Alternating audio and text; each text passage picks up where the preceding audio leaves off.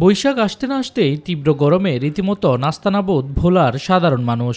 দিনে সর্বোচ্চ তাপমাত্রা যেন বেড়েই চলেছে, তাই তো দূরত্ব কৈশোর তাপের দাপট কমাতে ছুটছে জলের কাছে। গরমের তীব্রতা কমাতে ঠান্ডা পানিতে যে যেভাবে পারছেন খুঁজছেন শরীরের প্রশান্তি। যেখানে সেখানে ছায়ায় বিশ্রাম নিচ্ছে সাধারণ মানুষ, স্বস্তি পেতে খাচ্ছেন ঠান্ডা শরবত বা ডাব।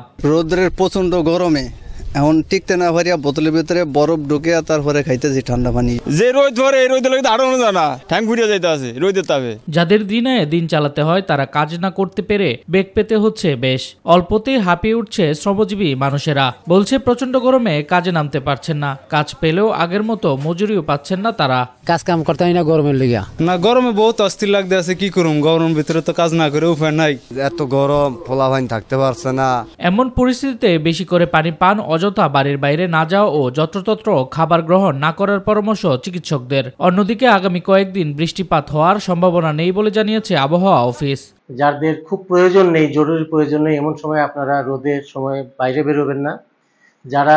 যাদেরকে বের হতেই হয় দয়া করে একটি ছাতি অন্তত হাতে করে নিয়ে বের হবেন, সাথে একটি পানির বোতল নিয়ে বেরোতে পারলে খুবই ভালো হয়। অতিরিক্ত যদি অবচেতন মনে হয় বা অর্ধচেতন মনে হয়, তার গায়ে একটু বরফ মেশানো ঠান্ডা পানি দিয়ে মুছতে পারলে দ্রুত তাপমাত্রা কমে আসবে এবং ভালো হবে। অতিরিক্ত তাপমাত্রা ছাড়াও বাতাসে জলীয় বাষ্প বেশি থাকায় গরম লাগছে বেশি, তাই সেই বিবেচনায় বহাল রয়েছে হিট অ্যালার্টও।